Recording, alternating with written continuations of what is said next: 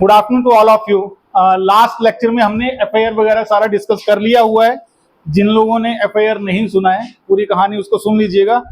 उसके बाद हम लोग अभी सेक्शन 160 सीआरपीसी से शुरू करेंगे। ठीक है, हमने प्रिवेंटिव सेक्शन सारी कर ली हुई हैं। सेक्शन 133 वगैरह, 144, 147, 149, 150, 151। उसके बाद एफआईआर जो है सेक्शन 154 में दर्ज हुई थी, 155 में नॉन कॉग्निजेबल ऑफेंस हुआ था। सारी की सारी चीजें हमने डिस्कस की हैं। सेक्शन 160 सीआरपीसी इसको बोलते हैं हम लोग, अगर पुलिस की भाषा में बोलेंगे, हुक्मनामा तलबी, notice to witness.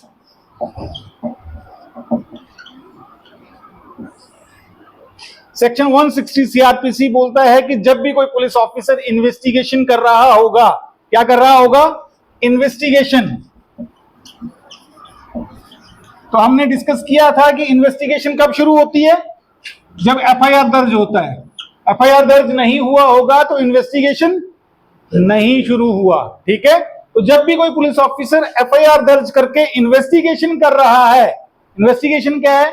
Police officer के द्वारा एविडेंस जुटाने के लिए जो भी पग उठाए जाते हैं उनको क्या कहते हैं? इन्वेस्टिगेशन कहते हैं। ठीक है, और पुलिस ऑफिसर ने इन्वेस्टिगेशन के दौरान पग उठाने के लिए क्या करना था? कुछ एक आदमी होंगे, उनका स्टेटमेंट लिखना होगा। हमने डिस्कस किया था कि स्टेटमेंट लिखते हैं जब इन्वेस्टिगेशन कर रहे होते हैं, तो बयान लिखते हैं, गवाहों के बयान लिखते हैं।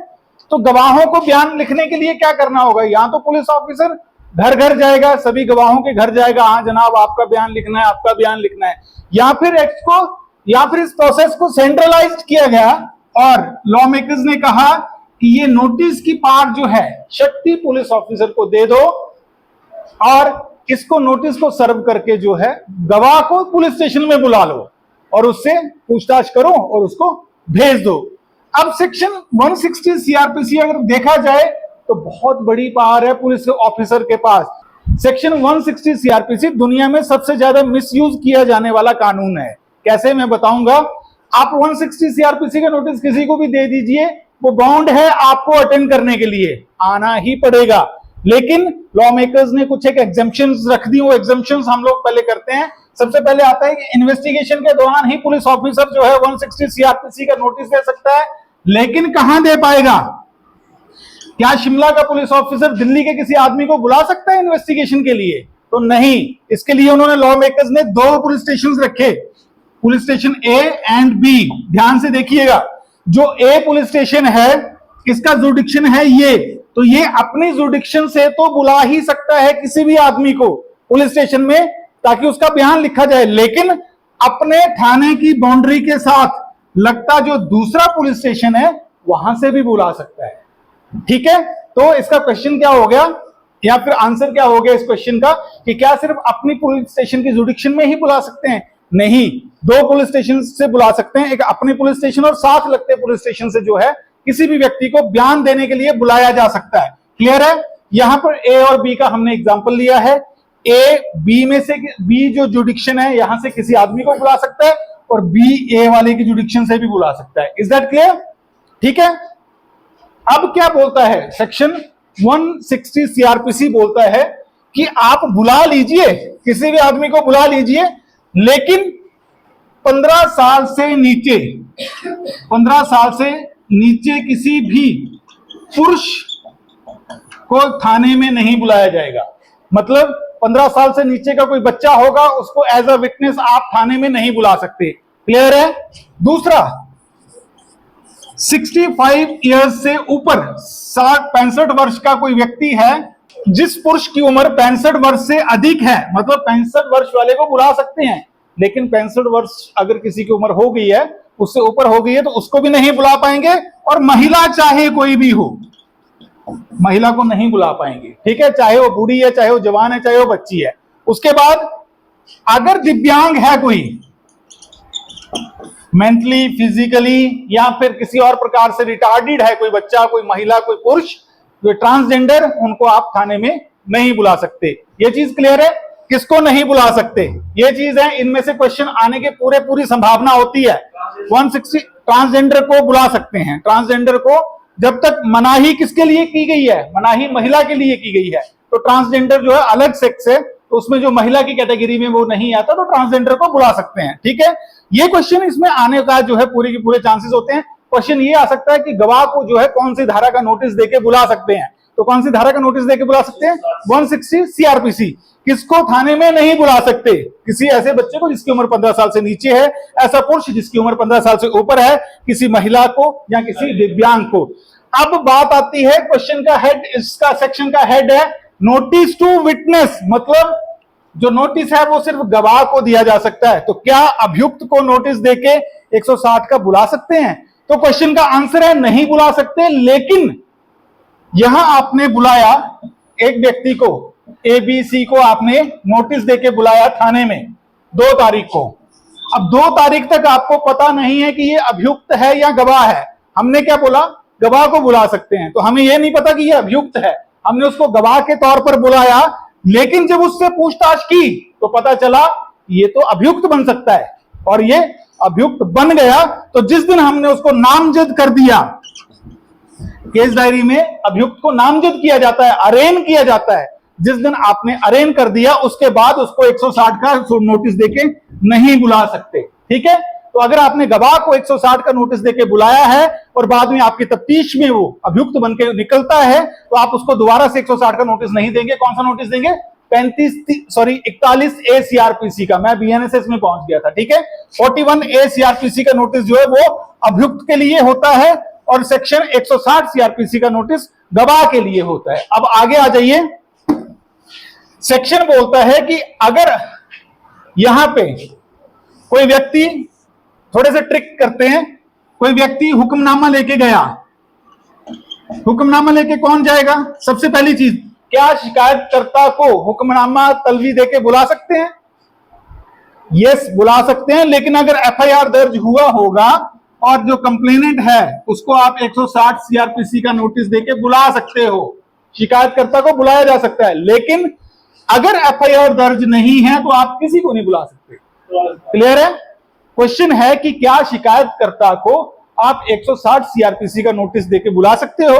तो यह आंसर इसका यह है कि अगर एफआईआर दर्ज है, अगर मुकदमा रजिस्टर्ड है, इन्वेस्टिगेशन चल रही है, तो आप किसी को भी बुलाओ, शिकायतकर्ता को बुला सकते हो, अभियुक्त को नहीं बुला सकते। अभियुक्त को कब बुलाओगे? 41A का नोटिस देके। लेकिन जब अभियुक्त नहीं था, वो हम डाउट में थे कि वो विटनेस है या अभियुक्त है, तब आप बुला सकते हो। लेकिन जब आपने आपकी सफा मिसल पे आ गया, आपने उसको अरेन कर लिया, उसके बाद आप उसको नहीं बुला सकते। यहां पर आप शिकायतकर्ता को तब नहीं बुला सकते जब एफआईआर दर्ज नहीं है। सिंपल, अगर थाने में दस्ती आई है तो रिवाज क्या होता है कि किसी भी व्यक्ति ने दस्ती दी है कि मेरे साथ ये घटना हुई है, तो पुलिस क्या करती है? फोन करके बोलती है कि आप आ जाइए, या हुक्मनामा तलवी काटते हैं कि आप आ जाइए इतनी तारीख को। तो वहां पर हुक्मनामा देना गलत है, क्योंकि वहां पर एफआईआर दर्ज नहीं हुई है। तो हमारा मेन कहने का मतलब है कि सेक्शन में लिखा है कि ड्यूरिंग इन्वेस्टिगेशन। ठीक है, तो इन्वेस्टिगेशन कब शुरू होती है? जब एफआईआर दर्ज हो गया होता है। ये मेन चीजें हैं सेक्शन 160 सीआरपीसी में ध्यान रखने वाली। वो उसके बाद कहता है कि अगर स्टेट गवर्नमेंट चाहेगी तो जो गवाह आएगा उसका किराए वगैरह का बंदोबस्त जो है किया जाएगा, लेकिन अभी तक कोई करता नहीं है, आज तक किसी ने किया नहीं है। प्रावधान रखा है, कानून में लिखा है कि अगर देखिए कोई हुक्मनामा तलवी लेके गया है, 160 सीआरपीसी का नोटिस लेके कौन जाएगा? पुलिस कर्मचारी ही जाएगा। ठीक है, और कोई व्यक्ति देख लेता है, शरारती है, कि वो हुक्मनामा तलवी लेके आया है और अपने घर से भाग जाता है, तो कौन सी सेक्शन लगेगी? 172 आईपीसी के अगेंस्ट, आईपीसी के अनुसार उसके अगेंस्ट कार्रवाई की जाएगी। कंफ्यूज नहीं होना, समन में भी हमने यही सेक्शन लगाया था। ठीक है, उसके बाद अगर कोई हुक्मनामा तलवीज लेने से मुकर जाता है तो 173 आईपीसी। ये चीजें छोटी छोटी घुमा के आपको पूछ सकता है एग्जामिनर कि अगर किसी ने हुक्मनामा लेने से मना कर दिया तो आप क्या करोगे? 173 आईपीसी के अनुसार उसके अगेंस्ट क्या करेंगे? प्रोसिक्यूट करेंगे। उसके बाद आता है कि 160 किसी ने स्वीकार तो कर लिया, लेकिन ढीठ आदमी है, वो आया ही नहीं आता, मैं क्या करोगे? तो क्या करेंगे? 174 इंडियन पिनल कोड के जो अनुसार उसके अगेंस्ट हम लोग प्रोसिक्यूट करेंगे। ठीक है, और उसके बाद और क्या हो सकता है इसमें? एक इंपॉर्टेंट चीज, थोड़ा सा इंपॉर्टेंट है कि अगर यहां पे, मैं भूल रहा था, मैं सोचूं याद आ रहा है कुछ, हमने कहा कि महिला को नहीं बुलाया जाएगा, या इस 15 साल से नीचे किसी को नहीं बुलाया जाएगा, 65 से ऊपर किसी को नहीं बुलाया जाएगा, स्पेशली एबल्ड किसी को नहीं बुलाया जाएगा, कोई अगर दिव्यांग है। लेकिन अगर पुलिस वाला नोटिस देता है और बार बार बुलाता है तो क्या होगा? कहां सजा होगी? 166A इंडियन पिनल कोड जो है पुलिस वाले के अगेंस्ट जो है तो उसकी कार्रवाई होगी। ये ध्यान रख लेना कि अगर ऐसे व्यक्ति को ये 166A जो आईपीसी है, 166A, कुछ लोग कंफ्यूज हो रहे होंगे कि हम पढ़ रहे सीआरपीसी है, घुस कहां जा रहे हैं आईपीसी में। तो हमने ये डिस्कस किया था कि सजाओं का प्रावधान कहां पे है?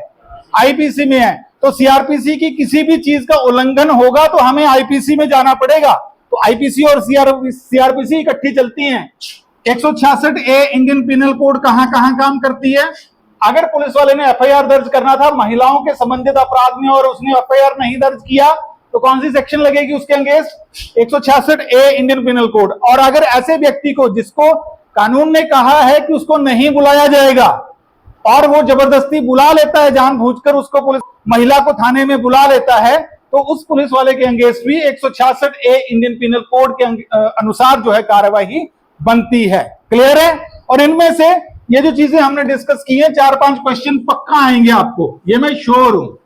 अब क्या आएंगे ये तो आपको ही पता लगेगा उस दिन, क्या आएगा क्या नहीं आएगा। उसके बाद आ जाइए सेक्शन 161 सीआरपीसी। 160 सीआरपीसी में किसी को कोई कंफ्यूजन? 160 जो सीआरपीसी है ये गवाहों को बुलाया जाता है इन्वेस्टिगेशन ज्वाइन करने के लिए। ठीक है? ठीक है भैया। Section 161 CrPC, examination of witness bye police.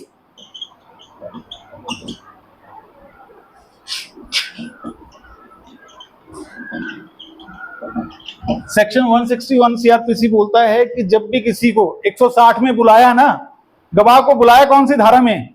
थाने में 160 में बुलाया तो उसका जो बयान लिखा जाएगा, जो पूछताछ की जाएगी, वो कौन सी धारा में की जाएगी? 161 में की जाएगी। तो उसका स्टेटमेंट लिखेगा। देखिए 161 का एग्जामिनेशन जो है इसको हिंदी में बोलेंगे पूछताछ। क्या बोलेंगे? तो पूछताछ दो प्रकार से रिकॉर्ड की जा सकती है। एक, अगर आप उसका अलग से बयान लिखते हैं तो उसको बोलेंगे बयान अंडर सेक्शन 161 सीआरपीसी। और अगर आप केस डायरी में ही लिख रहे हैं, उससे पूछताछ करके बयान नहीं लिख रहे हैं, आपको लग रहा है कि इसके बयान की जरूरत नहीं है, ये इतने अच्छे फैक्ट्स को नहीं जानता है, तो आप सिंपल केस डायरी में, सीडी में, जीवनी में उसकी पूछताछ लिख के उसको भेज देंगे। ठीक है? क्लियर है? कोई डाउट किसी को? 161 सीआरपीसी बोलता है कि कोई भी पुलिस ऑफिसर जो भी इन्वेस्टिगेशन कर रहा है, किसी गवाह को जो बुलाता है उससे पूछताछ कर सकेगा। ठीक है? किससे रिलेटेड पूछताछ करनी है? एफआईआर जो हमारा जो मुकदमा वो इन्वेस्टिगेट कर रहा है उसके फैक्ट्स एंड सर्कमस्टांसेस के बारे में, उसके बारे में पता करेगा कि ये घटना कैसे हुई थी, आप क्या क्या चीजें जानते हो। और अगर वो व्यक्ति बताता है, वो चीजें बता देता है कि मैंने ये चीजें मैं इसके बारे में जानता हूं, और आपको लगता है कि वो व्यक्ति इंपॉर्टेंट चीजें बता रहा है, तो आप उसका स्टेटमेंट लिख लोगे। उसको कहा जाएगा स्टेटमेंट अंडर सेक्शन 161 सीआरपीसी। और अगर आपको लगता है कि ये ढंग की चीजें नहीं बता रहा, छोटी मोटी चीजें बता रहा है जो आपके केस को सपोर्ट नहीं करते, आप सिंपल पूछताछ लिखोगे और केस डायरी में लिख के उसको छोड़ दोगे। क्वेश्चन आ सकता है कि क्या 161 सीआरपीसी के बयान जो पुलिस लिखती है उसमें हस्ताक्षर करवाया जाएगा गवाह का? तो उसमें हस्ताक्षर नहीं होता है। ठीक है? सबसेक्शन 2 बोलता है कि जिससे पुलिस ऑफिसर पूछताछ कर रहा है वो व्यक्ति बॉन्ड है। क्या किस लिए बॉन्ड है? सवालों का जवाब देने के लिए। जो उसने पूछा है वो जवाब वो सच्चाई में देगा, सच बोलेगा। और अगर वो सच नहीं बोलेगा तो उसके against section 179 Indian penal code की कार्यवाही होती है। ये लिख लेना कि अगर कोई गवाह सच ना बताए, पूछताछ करके फैक्ट को जानता है, गवाह को पूछताछ की पुलिस ऑफिसर ने, फैक्ट को जानता है वो गवाह, लेकिन जानबूझकर चालाक बनके वो जवाब जो है वो सही नहीं दे रहा या पूछताछ का जवाब भी ढंग से नहीं दे रहा है, आंसर वो जानता है तो उसके against section 179 Indian penal code की कार्यवाही पुलिस के द्वारा की जाएगी। लेकिन यहां ध्यान रखिएगा, कोई ऐसा व्यक्ति जो उससे ऐसा सवाल जवाब किया जा रहा है, ऐसे क्वेश्चन किए जा रहे हैं जो उसी को फंसा सकते हैं। पुलिस ऑफिसर ने गवाह से कोई ऐसा क्वेश्चन पूछा और गवाह उसका जवाब नहीं दे रहा। क्यों नहीं दे रहा? क्योंकि अगर गवाह वो जवाब देता है तो क्या होगा, वो खुद फंस जाएगा उस केस में, वो एक्यूज बन जाएगा। तो ऐसे सवालों का जवाब देने के लिए वो बाउंड नहीं है, और जब वो खुद फंसने का उसका चांस होगा तो वहां पर सेक्शन 179 इंडियन पिनल कोड उसके अगेंस्ट इन्वॉक नहीं की जाएगी। ठीक है। उसके बाद सेक्शन 161 बोलता है कि ये जो है स्टेटमेंट 161 सीआरपीसी का ऑडियो वीडियो मोड से भी रिकॉर्ड किया जा सकता है। तो इसमें दो चीजें ध्यान रखनी है। ऑडियो वीडियो को जो डिफाइन किया है, अभी बीएनएसएस ने डिफाइन किया है, पहले डिफाइंड नहीं था। तो एक सुप्रीम कोर्ट का जजमेंट हुआ करता था, ज्यादा चक्कर में मैं आपको डालना नहीं चाहता, इसलिए इसका मतलब वीडियोग्राफी भी हो सकता है, ऑडियो वीडियो का मतलब वीडियोग्राफी भी हो सकता है और वीडियो कॉन्फ्रेंसिंग भी हो सकता है। ठीक है। तो अगर किसी गवाह का बयान लिखना होगा जो दूर होगा तो उसका बयान वीडियो कॉन्फ्रेंसिंग से भी लिख सकते हैं और किसी गवाह के बयान की वीडियोग्राफी भी कर सकते हैं। ठीक है, क्लियर है।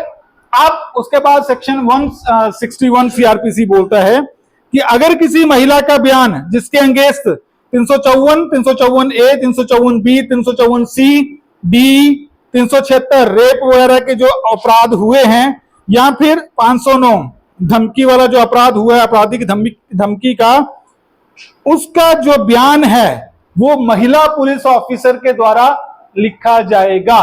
Is that clear?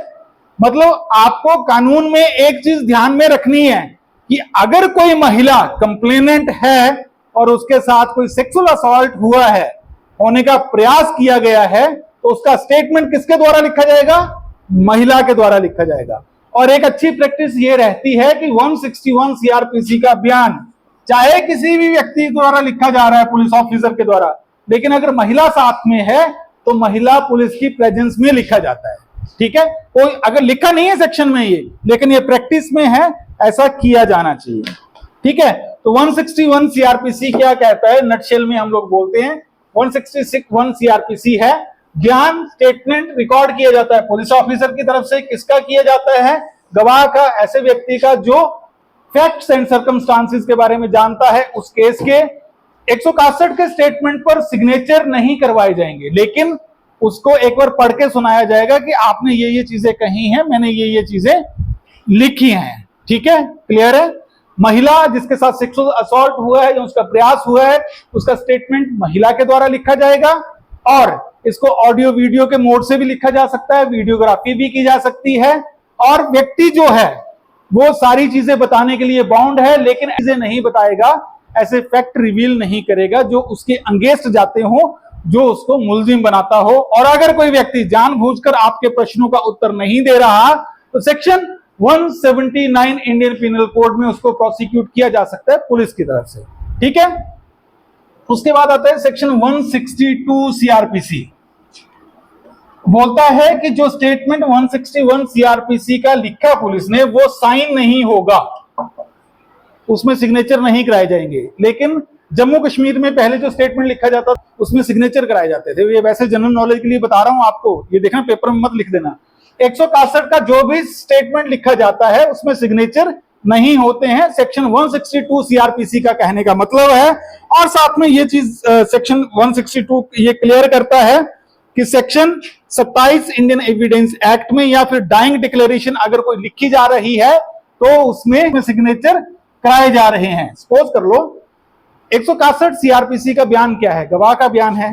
ठीक है, उसमें हम लोग बोलते हैं कि सिग्नेचर नहीं कराने हैं। लेकिन डाइंग डिक्लेरेशन क्या होती है? मरते समय का बयान। तो एक टाइप से वो भी गवाह हुआ या विक्टिम हुआ, जो भी हुआ, तो उसके सिग्नेचर भी नहीं होने चाहिए थे। लेकिन 162 सीआरपीसी ने कह दिया कि वो उसकी एक्सेप्शन है। ठीक है, वहां पर सिग्नेचर आप करवा सकते हो, मतलब डाइंग डिक्लेरेशन में सिग्नेचर होना जरूरी है। ठीक है, सबसेक्शन 2 में लिखा है कि ये जो 32 इंडियन एविडेंस एक्ट और 27 इंडियन एविडेंस एक्ट पर इसका प्रभाव नहीं होगा। उसके बाद आता है सेक्शन 163 सीआरपीसी। 162 में किसी को कोई कंफ्यूजन, 160 61 में कोई कंफ्यूजन किसी को है तो नहीं? कोई कंफ्यूजन? क्लियर है सारा? पक्का? 163 बोलता है कि किसी भी प्रकार का कोई लालच, कोई इंड्यूसमेंट या कोई भी किसी भी प्रकार का भय नहीं दिखाया जाएगा, कोई फॉल्स प्रॉमिस नहीं किया जाएगा। किसके साथ? जिसका बयान लिखना है पुलिस ऑफिसर के द्वारा किसी भी गवाह के साथ, ठीक है। No inducement to be offered, no police officer और other person in authority shall, Hindi में पढ़ते हैं। 163 सीआरपीसी बोलता है प्रलोभन, धमकी या वादा देने की मनाही। सेक्शन 163 सीआरपीसी बोलता है कि कोई भी पुलिस अधिकारी या अन्य अधिकृत व्यक्ति किसी भी व्यक्ति को ऐसा इंड्यूसमेंट, प्रलोभन, धमकी या वादा नहीं देगा जैसा कि भारतीय साक्ष्य अधिनियम 1872 की धारा 24 में वर्णित है। मतलब यह कि बयान जबरन, लालच या धमकी से नहीं लिया जाएगा। एक लाइन में क्लियर है। किसी भी व्यक्ति का बयान लिखना है तो उसको ना तो कोई लालच दिया जाएगा, ना कोई धमकी दी जाएगी, ना कोई प्रलोभन दिया जाएगा, ठीक है। लेकिन कोई भी पुलिस ऑफिसर, अधिकारी अन्य किसी व्यक्ति को जो खुद बयान देना चाहता है उसको मना भी नहीं करेगा, और वो अगर खुद बयान अच्छे से देना चाहता है तो उसको देने देगा। मतलब जो नहीं देना चाहता उसको फोर्स नहीं करेगा, और जो देना चाहता है उसको मना नहीं करेगा। क्लियर है? 163 में कोई कंफ्यूजन किसी को? इसके बाद है सेक्शन 164 सीआरपीसी। पहला ही क्वेश्चन इसमें आ जाएगा कि मैजिस्ट्रेट के द्वारा बयान कौन सी धारा में लिखा जाता है, क्वेश्चन आ सकता है, ठीक है। तो सेक्शन 164 सीआरपीसी। 161 में कौन लिखता है भैया बयान? हाँ जी, पुलिस ऑफिसर। किसका लिखता है? गवाह का लिखता है। और 164 में कौन लिखता है? मैजिस्ट्रेट। किसका लिखता है? गवाह का भी लिख सकता है और अभियुक्त का भी लिख सकता है, ठीक है। क्या है वो? इकबालिया बयान, कन्फेशनल स्टेटमेंट, या फिर स्टेटमेंट। पढ़ लें थोड़ा सा। इकबालिया जुर्म और बयान को रिकॉर्ड करना। कोई भी मेट्रोपॉलिटन मैजिस्ट्रेट, मेट्रोपॉलिटन मैजिस्ट्रेट कौन होता है? जो शहरों में मैजिस्ट्रेट होते हैं। मेट्रोपॉलिटन सिटीज में जो मैजिस्ट्रेट होते हैं उनको क्या कहा जाता है? जुडिशियल मैजिस्ट्रेट होते हैं, उनको मेट्रोपॉलिटन मैजिस्ट्रेट कहा जाता है। या न्यायिक मैजिस्ट्रेट, चाहे उसे उस मामले में अधिकार क्षेत्र हो या नहीं हो। मतलब वो जो एफआईआर दर्ज हुआ है वो उसके जुडिक्शन में हुआ हो या ना हुआ हो। मतलब अगर एफआईआर कांगड़ा का कोई इन्वेस्टिगेट कर रहा है बिहार में, तो सीआरपीसी के टाइम में बिहार में जाके भी कन्फेशनल स्टेटमेंट मैजिस्ट्रेट रिकॉर्ड कर सकते थे। मतलब बिहार के मैजिस्ट्रेट हिमाचल के मामले का भी कन्फेशनल स्टेटमेंट या बयान लिख सकते थे। लेकिन बीएनएसएस में ऐसा अब नहीं रहा है। बताऊंगा नहीं क्योंकि आप कंफ्यूज हो जाओगे। जब लोअर करने आओगे तो बीएनएसएस पढ़ा देंगे आपको, ठीक है। बोलता है कि तफ्तीश के दौरान किसी अन्य लागू कानून के प्रचलन, विचार, ट्रायल शुरू होने से पहले किसी भी कन्फेशनल स्टेटमेंट को दर्ज कर सकता है या किसी स्टेटमेंट को दर्ज कर सकता है। कौन दर्ज करेगा? मैजिस्ट्रेट। ऐसे बयान को ऑडियो वीडियो मोड से भी रिकॉर्ड किया जा सकता है, वीडियो कॉन्फ्रेंसिंग से भी किया जा सकेगा। मैजिस्ट्रेट बयान दर्ज करने से पहले उस व्यक्ति को बताएगा कि उसे इकबालिया जुर्म करने के लिए बाध्य नहीं किया जाता। देखिए, जब भी कोई कन्फेशनल स्टेटमेंट करने के लिए आता है, कन्फेशनल स्टेटमेंट कौन करेगा? एक्यूज्ड करेगा। कौन करेगा? एक्यूज्ड करेगा। जो मुलजिम है वो कन्फेशनल स्टेटमेंट करता है। मुलजिम और मुजरिम में फर्क है पता? मुलजिम और मुजरिम क्या होता है? मुलजिम होता है अंडर ट्रायल, जिस पर अभी चार्ज लगा है लेकिन सिद्ध नहीं हुआ है आरोप। और मुजरिम क्या होता है? जो कन्विक्ट हो गया है, ठीक है। तो कोई भी मुलजिम है वो इकबालिया बयान करना चाहता है। इकबालिया बयान क्या होता है? अपने किसी गिल्ट को कन्फेस करना चाहता है, कन्फेशनल स्टेटमेंट बोलते हैं उसको, ठीक है। कुछ एक धर्मों में अपने पूजा स्थल में जाके कन्फेशन करते हैं कि नहीं करते हैं, ठीक है। हमारे हिंदुओं में भी करते हैं, मंदिर में बैठ के अपनी गलतियों को मानते हैं, पर उसका यह मतलब नहीं होता दूसरे दिन फिर दोबारा सेम वही गलतियां कर लो, ठीक है। तो मुलजिम क्या बोलता है कि मुझे कन्फेशनल स्टेटमेंट करना है, मुझे इकबालिया जुर्म करना है, अपना जो मैंने जुर्म किया है उसको मैंने कन्फेशन करना है। किसके पास करना है? मैजिस्ट्रेट के पास करना है। क्योंकि पुलिस जो है, पुलिस के पास दिया गया कोई भी बयान मान्य नहीं है। ये क्वेश्चन भी आएगा आपको इंडियन एविडेंस एक्ट में पुलिस के द्वारा सामने की गई कोई भी कन्फेशन जो है, कन्फेशनल स्टेटमेंट दी हुई मान्य नहीं है। ये ध्यान रखना, क्वेश्चन आएगा। अब मैजिस्ट्रेट के पास पुलिस जो है उसको लेके जाएगी। ठीक है, दो सिचुएशन ले लेते हैं। अगर अभियुक्त यहां पर पुलिस कस्टडी में है, पुलिस कस्टडी समझते हैं, पुलिस कस्टडी कितने दिन का होता है? 15 दिन का होता है। अगर अभियुक्त पुलिस कस्टडी में है और पुलिस को बोलता है कि मैं मैजिस्ट्रेट के सामने अपना अहवालिया जुर्म करना चाहता हूं, मुझे लेके चलो, तो पुलिस के पास, पुलिस जो है जब मुलजिम को लेके जाती है मैजिस्ट्रेट के पास, तो मैजिस्ट्रेट पहली वार्निंग उसको क्या बोलता है कि तू अपना स्टेटमेंट देने के लिए बाउंड नहीं है।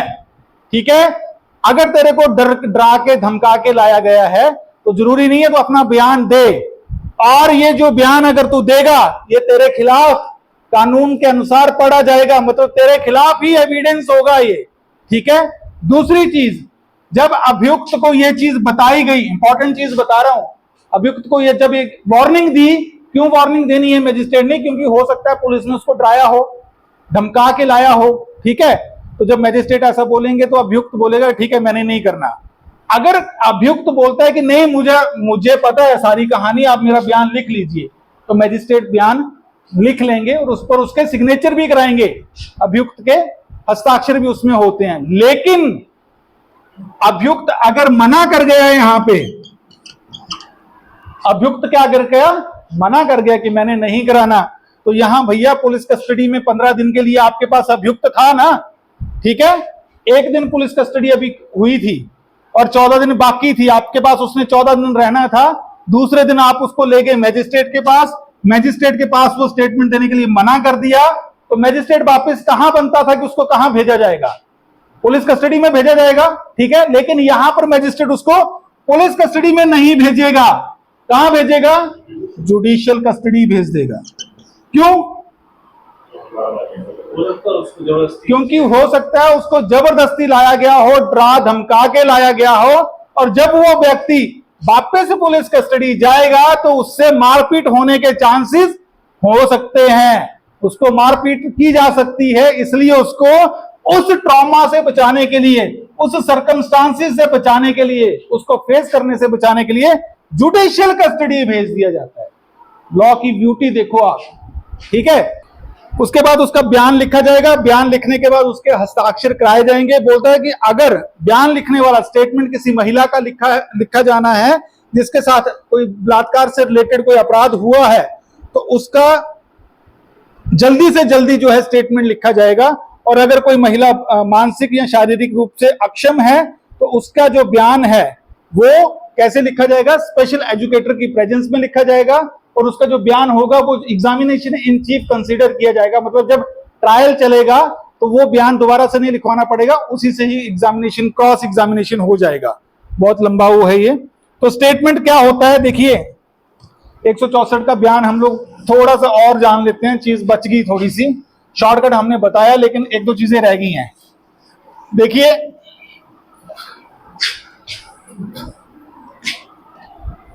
एफआईआर हुई है, कहां हुई है? दिल्ली में हुई है। सीआरपीसी का टाइम बता रहा हूं।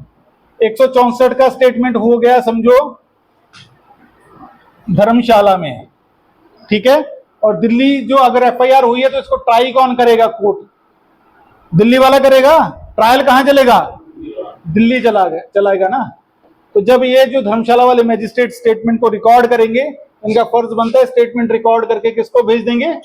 दिल्ली वाले मैजिस्ट्रेट को भेज देंगे। ठीक है, और 164 सीआरपीसी में कन्फेशनल स्टेटमेंट भी लिखा जा सकता है, मतलब इकवालिया बयान भी लिखा जा सकता है, जिसमें जो कन्फेशन करता है अभियुक्त, और किसी का बयान भी लिखा जा सकता है। किसी इंपॉर्टेंट गवाह का अगर बयान लिखना हो, अगर वो किसी चीज के बारे में जानता हो तो वो भी लिखवाती है पुलिस, और किसी विक्टिम का भी जो है स्टेटमेंट 164 सीआरपीसी में करवाया जाता है। ठीक है।